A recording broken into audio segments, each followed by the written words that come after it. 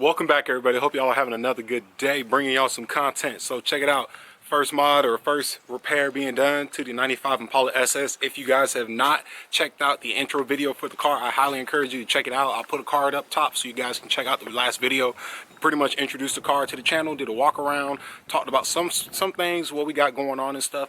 Today we are going to be changing the heater core on my 95 Impala SS. All right, this will apply to a 94 to 96 Impala SS or any other GMB body. So your Buick, or it was a Roadmaster, I think it was an Oldsmobile or Buick Roadmaster, and then a Cadillac Fleetwood, if I'm correct. So yeah, we're gonna be doing that. So over here we got coolant, obviously. So we got some Prestone GM Dex Cool, because that's what's recommended. It even says it on here. I'm gonna be real, I did not know Dex Cool was being used back then. I thought Dex Cool came about in like the early 2000s, but anyways, this is the concentrated one. Now what I have over here, throw that in recycling, fail. So what I have over here is some distilled water. All right, it's very important, y'all, when y'all do these coolant flushes on any vehicle, not just this car, use distilled water if you're going to be running, if you're going to be doing a 50-50 concentrate or 60-40 mix. Okay, do not use garden hose for your final coolant top off. Okay, now if you're going to be doing a flush, yeah, you can do the radiator or the garden hose. I'm actually going to be doing a flush on this today, and we're going to be using the water hose to top it off and add this. But when it's time for the final top off, make sure you're using distilled water, because distilled water does not have the minerals, all the minerals in it that could pretty much degrade your cooling system, your water jackets in your block, your water pump, all that stuff. Okay, and then obviously use recommended coolant for your vehicle. I know people argue all day, oh, I've been using green Prestone on all my vehicles. I mean, that's fine if you want to do that. I'm a fan of using what's recommended for the vehicle. And this is a concentrate. You get more bang for your buck. Okay, some people like to get the RTU, ready to use one. The problem is, for a couple, two bucks more, this can give you twice the amount of coolant that a ready to use gallon would give you. So that's what we're going with. I got 3 gallons. I don't even know if it holds 3 gallons of coolant. I haven't even looked it up. But yeah, so right now the only thing I've done so far, pop the radiator cap off, and it is disgusting, y'all. It's very nasty. Now on this car, your pepcock for the radiator, see if I can get y'all down there, it's that little white guy right there, and it is hella of a lot easier to well, right there, you guys can see it, it's blurry. Okay, I already cracked it open, drained the coolant out. Yeah, I drained it into a container. Make sure you don't just drain it on the driveway. So now we drained it. I'm gonna close that up, get my water hose, and then I'm gonna top this off. I'm gonna crank the heater up. Now the reason why we're changing the heater core is because it leaks. I'm going to turn the car on with the heater on max, and then I'm going to let it run with just straight water in the cooling system. 10 minutes, drain it, and then top her off again with coolant or with water from the hose, except this time I'm going to add the entirety of this, and then I'm going to let that run. It says for a light cleaning, do 10, I think it's 10 minutes.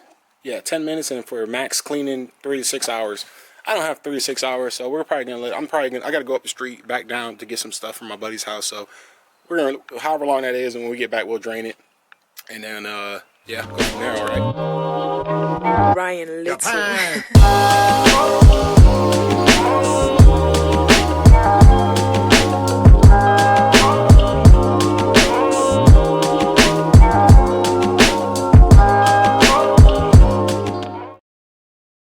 Y'all, so I went ahead, topped her off right now. Now I'm gonna crank her up. Luckily I got remote start, so I don't have to go in and out the car to start her. I'm gonna start her up standing out here. Once I crank her up, right here is a little bleeder screw. All you need is a flat head, and this is a bleeder screw so you can bleed the air out your system.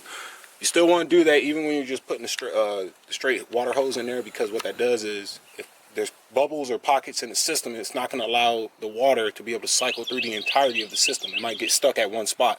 Another thing I forgot to mention is, it's very important that if you have never done a coolant flush, or you think you need a coolant flush, if you're going to be putting a new heater core on like I am, or a new radiator, do the flush. Because what's going to happen is, let's say you're changing that heater core because it's clogged up, you're just going to push all the crap back into it, the new one, if you don't flush out all the old gunk. So it's very important you do this step when it comes to, you know, changing your heater core out. So I'm gonna go ahead and start her up, and then I'll top her off as needed with water. Then I'm gonna let her run. I've already turned the heater on the truck, and I'm gonna just let her run. Okay. So we go ahead, start her up.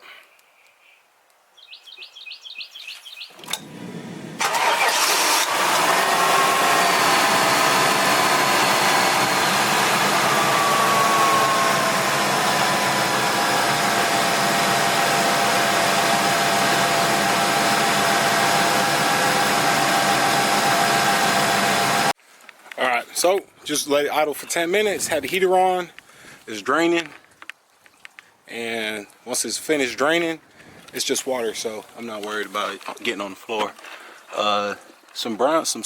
Just doing that alone is going to help get all the excess coolant, any residual leftover coolant out. Yeah, some stuff came out of that, so that's good. So we're going to do that. As soon as that's finished draining, I'm going to go ahead and pour the additive, the flush in it, top her off, and then I'm gonna take her up the street, back down, probably let her idle for a little bit, and then drain her. And then once we drain it, we're gonna move to inside, and we're gonna start taking out the heater core.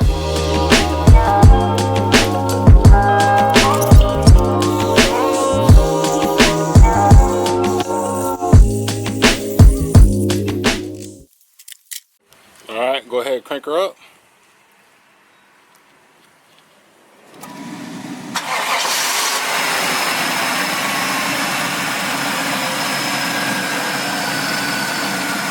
Now we're just gonna close her up. Try to let it see if I can bleed it, but I don't think the engine's warm enough yet, so whatever. But go ahead, close her up, and then I'm gonna drive her around, okay? Ooh, that water is hot. All right, so I went driving. I had let her idle for about 30-40 minutes. I was at my buddy's house, so it's draining now. Getting all that stuff out. And I can just see the color. It's the water color is like a brownish, light brownish tint. So that tells me it cleaned. It did some cleaning. That stuff is hot, man. You can see the steam. Look at that steam, man. All right. Well, the good thing is it's hot, so the T-stat was open. Once the thermostat opens, that sucker is cycling through the whole car, the whole block. I know this ain't the proper way because you want to take the block plug out and drain the block, and this will be good enough though. I never had issues overheating. I just want to get it as clean as possible. Also got this cool device here. I went to my boy's house to hook up an air chuck, so it won't work there. I don't know where I'll hook it up to. I don't know, maybe through the heater core or something. I'm not sure, but yeah, I can use this too to flush it. All right, y'all, so we're in the passenger side. Went ahead and took the glove box out. All it is 3 screws at the bottom, right down there. You just take those 3 off. So it should be that hole, the middle hole, and then that far left hole. Take those 3 out, and it just pretty much just slides out. So from here, we're gonna be taking off this ducting, whatever it's called. Take this out, and the heater core should be like right up in this area, but we're gonna find out. This is my first time doing it, so we'll see. All right, you guys, so I went ahead and took this is just I guess a cover panel. It snaps out. There's nothing holding it. You can see right there, these are the clips that hold them in. It sits in there, so just make sure you take your time, it'll come out. Next, what we gotta do is this heater box, or this heater core, this box here we have to remove, okay? Now if you come up in here and look in there, you see that bar? You're gonna have to, you should take that bar out of there. It's gonna help you. Well, you need to, because you're not gonna be able to drop the box. So come back here with a deep well 10 mil and then a shallow 10 mil at the top, and you'll be able to remove that. Once you remove that, you're gonna go ahead and get a 7/32 right here. There's 4 of them. You gotta just look for it. You can see one back there, and then the other 2 are on the inside. So you just gotta look for the 4 7/32 screws, take them out, and just start wiggling the box out, working its way out. All right, so I'm gonna go ahead and do that. All right, you guys, so I went ahead and got that box out. I'm not gonna lie, that shit gave me a fight. You can see clear as day, the left one is the heater core, and it is 100% leaking. That's coolant. It smelled like coolant. I gotta take the seats out and shampoo the rugs and stuff, because I got coolant, a little bit of coolant on the rugs. I had to cut the tab off, so right here. They made it where they pretty much made this to where you have to take the dashboard apart, or they make it to where it seems like you do. This tab goes right here. I got some dikes and cut it off just because there's six mounting spots. So I said that there was 4 earlier. I lied. 1, 2, 3, 4, and then I think back here's 5. Okay, so I have 5 screws sitting over there on the floor. So now what I'm gonna do is I'm gonna go into the engine bay. By the way, if you did not know, the heater core is right there. That's it. So we're gonna be changing that out. So I can see right now there's a clip holding it on, it looks like, there, and then obviously probably on the back side somewhere, or maybe just that one. Get these wires out the way. Oh yeah, it's just that one, it looks like. Sweet. So we're gonna go ahead and take out that take those hoses off over here.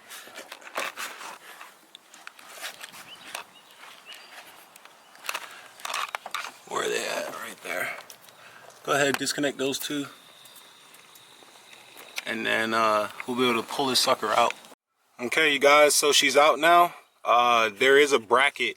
So when the heater core, this is how the heater core roughly looks when it's sitting up in there. This is just for demonstration purposes. So this bracket right here is going to be sitting on the bottom of it, back in the back. You might not even notice it. I didn't notice it at first because I was tugging on it and it wasn't doing nothing. I was like, what the heck? But yeah, just take, again, it's another one of those weird 7/30 seconds. There's a lot of shit here that, like, they got screws and brackets and shit for things that don't even really need it. You know what I'm saying? I mean, that damn black box has 6 screws, which was completely unnecessary. It's just a box. It does nothing. So we got this out. I'm gonna go grab the new one. And you can see, come out here. It definitely was leaking. Right there. I think the tank section had a crack in it or something. A lot of people think it leaks from here, but it actually wasn't leaking from there. It was leaking from the actual core itself. So I don't know. Oh my goodness. What the heck? Shoot, well, that's junk. So now I'm gonna get the new one. I'm made it up, which the new one's over here. And I get to redo this all again backwards now. So side by side, I'm going to transfer that bracket over. That bracket helps to line up the holes so they're lined up correctly. So once I get that lined up, and I'm going to reinstall it and pretty much reverse it. Alright, so we got the new heater core installed. It's all hooked up. No leaks. I took it apart and I cleaned out this to make sure that if I take this apart and there's liquid in here, I know that's coming from the heater core. So I cleaned that up, did a leak check. This is actually my second leak check because the heater's on right now too. I put my hand on the heater core and it's hot, so that tells me that hot coolant is going through it, which is what I want. I put my hand back here. I actually had a leak. The end of the hose right there was ripped, so I got a knife and cut it. I went ahead and got a knife and cut it off because if you look, that slice was there. So that means this, and this was here like before, so that explains some of the leaking. But the heater core was definitely bad though. There's no ifs, ands, or buts about that. But yeah, so went ahead and cut that. I did a clean cut. I know it looks a little raggedy here, but it's clean. Clean cut it, put it back on. It was you know, I cut enough off to where it was good. So now I'm just letting her idle for a little bit, check for leaks, let it get warm, and then I'm just start putting shit back together. All right, you guys, so leaking, no leaking, everything's solid. I put everything back together. I took the rugs out because I want the carpet to air out for a couple days, especially because it's starting to get hot now. Let all that stuff dry out, and then I'm gonna shampoo it, get all that coolant out the carpet. It wasn't a lot, it just, you know, it dripped on there. So far everything looks good. It's hot right now, so I'm not going to I'm gonna let her breathe, cool down, and then I'm gonna top her off. So what I did so far, I added a gallon of the full strength. That's cool. And then I'm probably gonna end up adding the rest of this gallon. I had it running for a bit just so it can cycle, and then from there, the heater is hot. So if I turn the heat on right now, it's hot. I'm not gonna turn it on right now. The heater works though, which is good. Got hot air again. No more mist or fog on my windshield if I turn on the windshield defrost. So we sitting pretty right now, y'all. That's gonna do it for this install though. We wrapping it up now. All right, you guys, so we went ahead, changed out old heater core. Operation heater core was a success. Again, this applies to any 94, 96 Impala SS. It will apply to B bodies, might be a little different for your Brohams and I can't think of the Oldsmobile one, but y'all know what I'm talking about though. So if you enjoyed the video though, please go ahead, smash the like button, thumbs up. I'm gonna be dropping a lot of Impala content, so please subscribe, like it, tell me what you think. Fresh content is different. I'm excited. This is just a very simple upgrade job. I ain't gonna lie, it kind of sucked just because it's not a whole lot of room to work in here. I had a lot in terms of everything, in terms of space. Super cramped, uncomfortable, but we got it done. It needed to get done, so now I can use my heater if it does get cold, which I think is done being cold. But if I need to use the heater, I can use it, and it's not leaking coolant no more, which is the biggest thing for me. So if you guys enjoyed the video, smash thumbs up, let me know what you think. Until next time, y'all take care, be safe, peace out. If you got any questions, comment down below. Go ahead, comment something that you guys would like to see done to the vehicle realistically. Put that out there realistically. Comment something you'd like to see done to the vehicle and a video made on it. And until next time, take care.